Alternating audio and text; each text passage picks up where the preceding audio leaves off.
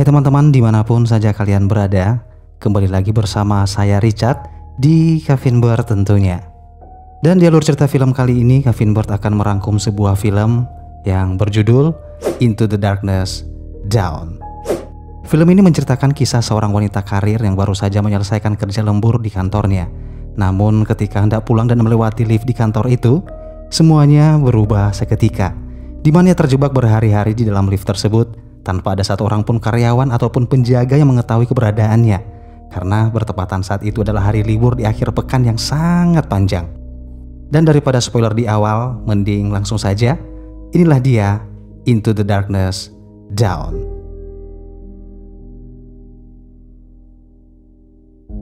Suatu malam di sebuah ruangan perkantoran, ada seorang wanita bernama Jennifer yang masih bekerja lembur hingga larut malam.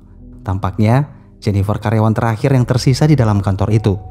Sementara karyawan yang lain sudah terlebih dahulu pulang untuk mempersiapkan hari libur Valentine, mengingat 3 hari ke depan yaitu hari Jumat, Sabtu, Minggu, dan Senin adalah hari libur yang cukup panjang. Setelah pekerjaannya selesai, Jennifer saat itu tidak segera langsung pulang. Namun dia mengirimkan sebuah pesan email kepada mantan tunangannya yang berada di New York kalau dia berencanakan memesan tiket pesawat dan berangkat malam itu juga ke New York untuk bertemu sang mantan, dengan harapan mereka masih bisa memperbaiki kembali hubungan mereka yang sempat terputus. Setelah mengirim email, Jennifer yang tidak ingin ketinggalan penerbangannya, ia lalu buru-buru keluar dan mengambil beberapa permen di atas meja. Sementara itu di lokasi yang sama, tepatnya di toilet, ada seorang pria bernama Guy yang juga karyawan di kantor itu. Secara bersamaan mereka menunggu di depan lift di lantai yang berbeda, di mana Jennifer naik ke lantai 49 dan bergabung dengan Guy di lantai 42. Saat itu sudah tak ada lagi karyawan yang masih berada di lokasi kantor selain mereka berdua. Hingga pada akhirnya suasana canggung di dalam lift sama-sama mereka rasakan. Hingga Guy mencoba membuka percakapan dengan Jennifer dan sedikit mulai bercanda. Namun saat itu Jennifer yang tampaknya tidak mengenal pria itu, lebih banyak memilih diam dan menjawab seadanya saja. Tak berapa lama Guy yang masih saja mencoba mencairkan suasana, kemudian berbasa-basi dengan memperlihatkan sebuah coretan gambar pada dinding. Namun tiba-tiba saat itu juga lift mendadak berhenti seketika. Mereka berdua yang tentu saja kaget, lalu mencoba menekan-nekan kunci tombol, namun sayangnya tak ada satupun tombol panel yang berfungsi, meskipun listrik di dalam lift tampaknya masih menyala. Usaha Guy tak berhenti sampai di situ saja. Ia mencoba membuka paksa pintu dengan sekuat tenaga, namun tetap saja tak membuahkan hasil. Hingga akhirnya Guy melambai-lambaikan tangannya ke arah kamera CCTV, berharap masih ada orang di ruang kontrol melihat keberadaan mereka. Namun lagi-lagi sial, tetap saja tak ada yang menjawab panggilan mereka. Hingga pada akhirnya keadaan semakin buruk ketika mereka mencoba menggunakan ponsel, namun sinyalnya di luar jangkauan. Hal itu terjadi karena lokasi mereka berada 4 lantai di bawah tanah. Jennifer yang bingung secara spontan bertanya pada Guy dengan mengatakan kenapa tidak ada satu orang pun petugas keamanan gedung yang bertugas malam itu. Dia khawatir akan ketinggalan pesawat kalau ia tak dapat keluar secepat mungkin dari lift tersebut. 15 menit kemudian, Guy kembali mencoba berinisiatif berteriak-teriak ke arah pintu dan sesekali menggedor-gedor pintu lift itu. Namun tetap saja tak ada yang bisa mendengar panggilannya. Lalu Guy kembali mendapatkan akal, di mana dia berpikir bisa saja di atas lift mungkin ada pintu darurat untuk keluar dari dalam lift itu. Namun karena langit-langit dinding tersebut cukup tinggi, Guy lalu meminta Jennifer untuk naik ke atas pundaknya. Jennifer yang awalnya sedikit canggung, namun dengan terpaksa naik ke atas pundak Guy untuk menggapai sisi bagian atas langit-langit. Namun ketika Jennifer mulai meraba-raba sisi bagian atas, tanpa sengaja ia memukul cukup keras lempengan besi itu hingga membuat tangannya terluka. Dengan terpaksa Guy menurunkan Jennifer dan berpikir idenya itu nggak bisa lagi dilanjutkan. Setelah beberapa jam telah berlalu, Jennifer mulai pesimis dan merasa sudah terlambat untuk mengejar penerbangannya malam itu. Guy pun yang merasa kasihan lalu mencoba menghibur dengan memberikan candaan, berharap Jennifer dapat terhibur. Jennifer yang mulai melihat usaha dan perhatian ekstra yang diberikan Guy padanya, pada akhirnya mencoba membuka diri dan berkenalan dengan Guy saat itu juga. 4 jam telah berlalu, hingga suatu saat Jennifer merasakan hasrat ingin buang air kecil saat itu. Namun karena Jennifer malu untuk buang air di depan Guy, akhirnya dia berusaha mati-matian hanya untuk menahan rasa kebelet pada perutnya. Guy yang tahu Jennifer sedang kebelet buang air tapi malu, kemudian menyuruh Jennifer untuk melakukannya di sudut ruangan sambil menutupnya dengan jaketnya. Namun tetap saja Jennifer tak mau melakukannya. Jennifer tak ingin lift itu kotor karena air pipisnya. Guy yang tak kehabisan akal lalu memberikan botol termos airnya untuk digunakan Jennifer untuk menampung pipisnya itu. Sementara Guy berjanji untuk berbalik badan dan juga menutup kedua matanya, sehingga Jennifer bisa bebas melakukan itu. Dan yap, Jennifer mengambil botol itu, kemudian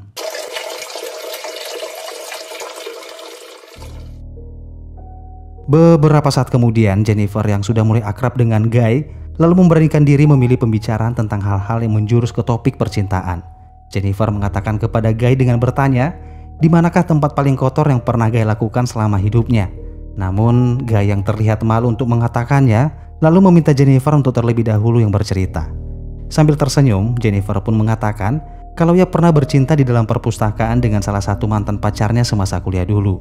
Sementara ketika giliran Guy yang bercerita, ia mengatakan kalau dia pernah bertemu dengan seorang gadis di sebuah pantai dan minum-minum sampai mabuk, lalu melakukan itu dengan sang gadis dalam mobil sambil mengemudi. Sampai akhirnya Guy berkata kalau dia mulai terangsang dan ingin menghentikan pembahasan itu. Dia pun meminta maaf pada Jennifer karena sudah melewati batas pembicaraan.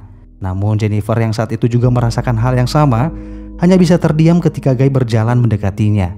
Dan pada akhirnya saat itu juga, mereka saling melepaskan sel elektrokimia yaitu kutub positif dan kutub negatif yang menghasilkan arus listrik bertegangan tinggi. Setelah ketegangan kabel-kabel saraf mereka melemah, Guy mengatakan kalau dia mulai jatuh cinta pada Jennifer. Jennifer pun yang mendengar pengakuan Guy tersebut segera melepaskan dekapan Guy dan mengatakan kalau dia sangat mencintai mantannya dan hanya ingin kembali menjalin hubungan dengan mantannya itu. Jadi yang baru saja mereka lakukan itu anggaplah hanya sebagai pelampiasan sesaat saja. Namun siapa sangka perkataan Jennifer itu sebenarnya sangat melukai perasaan Guy. Dia mengatakan kalau Jennifer sebaiknya menyudahi hubungannya dengan sang mantan karena Guy yakin dia lebih pantas untuk Jennifer. Mendengar hal itu Jennifer kesal pada Guy karena tentu saja dia memang benar-benar mencintai mantan tunangannya itu. Jennifer pun menambahkan ketika nanti mereka berdua berhasil keluar dari lift itu, berpikirlah seperti tak terjadi apa-apa. Dia ingin kembali melanjutkan kehidupan normalnya dan begitu pula dengan Guy tanpa membawa-bawa yang namanya perasaan. Sesaat kemudian setelah Jennifer mengatakan itu, tiba-tiba ekspresi Guy yang awalnya humoris dan perhatian pada Jennifer seketika berubah saat itu juga, di mana Guy mulai mengungkapkan siapa sebenarnya dirinya. Dia mengatakan bahwa ia telah berbohong pada Jennifer karena sebenarnya dia bukanlah karyawan yang memiliki jabatan tinggi di perusahaan tersebut, melainkan hanyalah seorang security yang ditugaskan di kantor itu.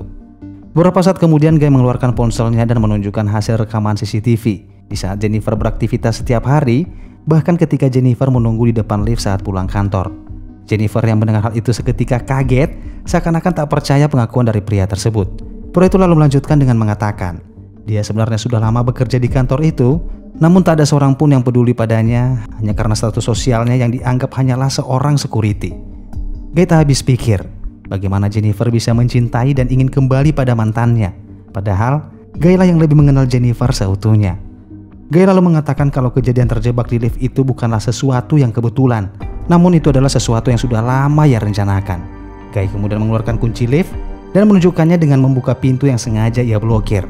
Saat itu juga Jennifer yang sudah tak tahan lagi dengan obsesi gila pria itu, kemudian mengatakan akan melaporkannya pada polisi sehingga membuat Guy membusuk di penjara. Setelah mengatakan itu, Jennifer mencoba merebut kunci itu dari genggaman Guy dan terjadilah pertikaian di antara mereka. Namun ketika Jennifer merebut kunci itu, tanpa sengaja ia merusak panel tombol pada lift tersebut dan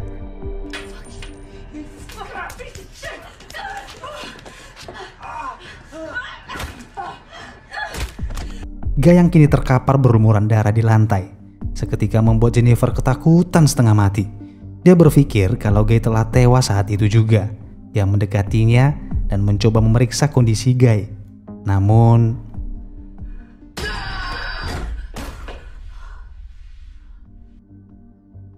sesaat kemudian Jennifer pun terbangun dari pingsannya dan melihat Guy sudah sadar lebih dulu.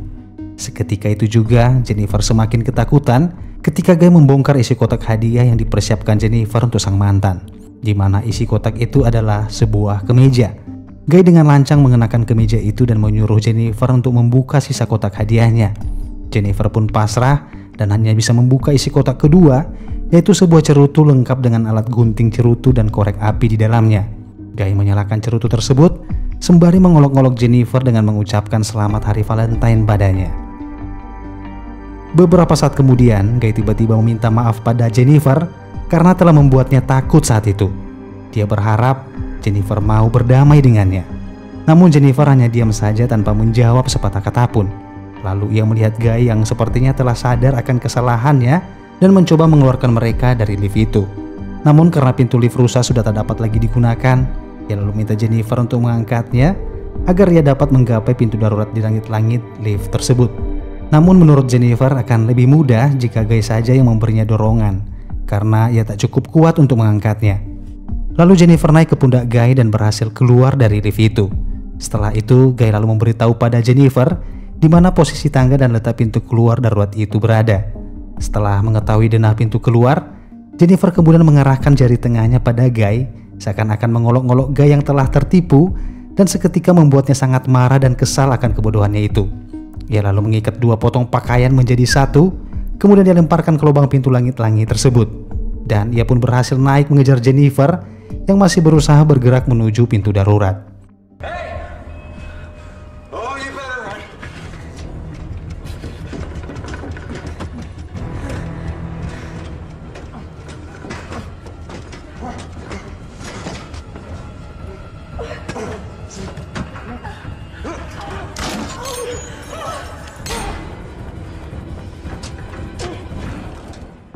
Ketika Jennifer sudah berhasil membuka pintu darurat itu, ia lalu berteriak meminta tolong berharap seseorang mendengar teriakannya. Namun tiba-tiba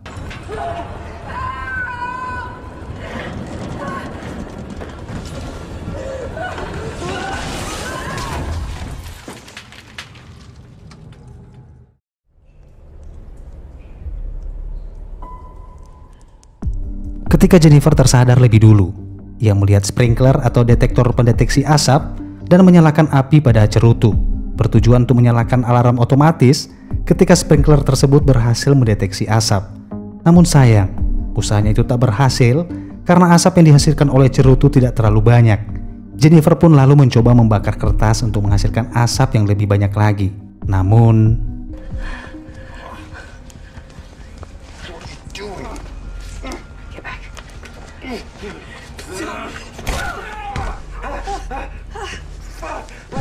Jennifer berhasil menahannya dengan sepotong kain, dan Guy memberitahu pada Jennifer kalau alarm kebakaran tidak akan menyala, malah itu hanya membuat mereka basah kuyup dan tersengat listrik. Namun Jennifer mengancam akan menyakiti Guy dan akan membuatnya mengakui semua yang telah Guy lakukan padanya. Beberapa saat kemudian Jennifer menyalakan kameranya untuk mendokumentasikan bukti apa yang sudah terjadi. Dia lalu mengarahkan kameranya ke Guy dan mulai menanyakan identitas Guy sebenarnya. Dalam keadaan terancam, pria itu akhirnya mengatakan dengan terpaksa kalau nama aslinya adalah John Dickens. Dalam keadaan kamera yang masih merekam, Jennifer memaksa John untuk mengakui semua perbuatannya itu dan juga menceritakan serangkaian rencana yang telah ia susun. Waktu pun terus berlalu, tanpa terasa hari Senin pun telah tiba, namun mereka masih terjebak dan belum mendapatkan pertolongan. Pada malam harinya, seorang security yang juga rekan kerjanya John, yaitu bernama Eddie, secara kebetulan mengunjungi kantor bersama dengan pacarnya. Namun dia melihat keanehan ketika tak melihat John yang seharusnya bekerja mengawasi kantor itu. Eddie pun melihat ke arah kamera CCTV dan seketika kaget ketika melihat John dan Jennifer tergeletak di dalam lift. Eddie pun refleks mencoba memanggil mereka menggunakan mikrofon yang tersambung di seluruh gedung. Dan panggilan tersebut berhasil membuat Jennifer terbangun dan meminta Eddie untuk mengeluarkannya dari lift itu. Tak perlu menunggu waktu lama, Eddie langsung beranjak menuju lift tersebut, meninggalkan pacarnya yang sedang tertidur di sofa. Ketika sudah berada di luar lift, Eddie mencoba membuka pintu lift itu secara paksa dengan mencongkelnya menggunakan sebuah linggis. Sementara Jennifer yang sudah tak sabar ingin keluar, kemudian mencoba mendongakkan kepalanya keluar pintu. Namun Eddie menyuruhnya kembali masuk ke dalam agar dia bisa membuka pintu itu sepenuhnya. Namun tiba-tiba John menjatuhkan Jennifer tanpa dilihat oleh Eddie saat itu. Lalu John berteriak memanggil Eddie untuk menolongnya. Eddie pun yang tak mengerti apa yang sebenarnya sedang terjadi, dengan polosnya naik ke atas dan mencoba menolong rekannya itu. Dan tiba-tiba, Hello? Are you okay? Hi, Eddie. What the hell happened, man? How long have you been stuck in there? Hang on. Okay. Oh. No.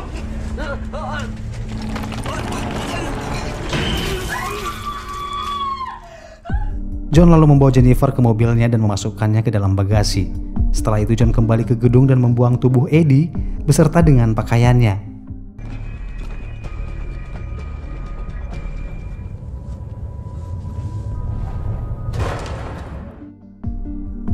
Setelah menghilangkan jejak Eddie, ia kemudian membersihkan dirinya, mengenakan seragam dan memasukkan cerutu ke dalam sakunya. Dan setelah itu ia berjalan masuk ke dalam ruang resepsionis, lalu menghapus semua rekaman video CCTV untuk menghilangkan jejak perbuatannya itu. Namun ketika hendak keluar, John melihat pacarnya Eddie yang sudah terbangun. Lalu John juga membunuhnya dan membuang ke lubang lift yang sama bersama dengan jasad Eddie. Setelah John merasa kondisi di kantor sudah aman tanpa meninggalkan jejak, ia lalu masuk ke mobilnya dan membawa Jennifer ke sebuah lokasi terpencil untuk membuangnya.